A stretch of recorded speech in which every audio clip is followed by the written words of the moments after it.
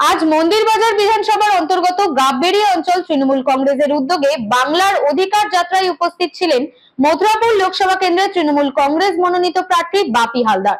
সঙ্গে ছিলেন সুন্দরবন সাংগঠনিক জেলা তৃণমূল কংগ্রেস সভাপতি তথা মন্দিরবাজার বিধানসভার বিধায়ক জয়দেব হালদার।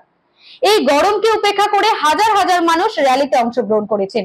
সাধারণ মানুষজন প্রার্থীকে ফুলের মালা এবং জল মিষ্টি দিয়ে অভিনন্দন জানায়।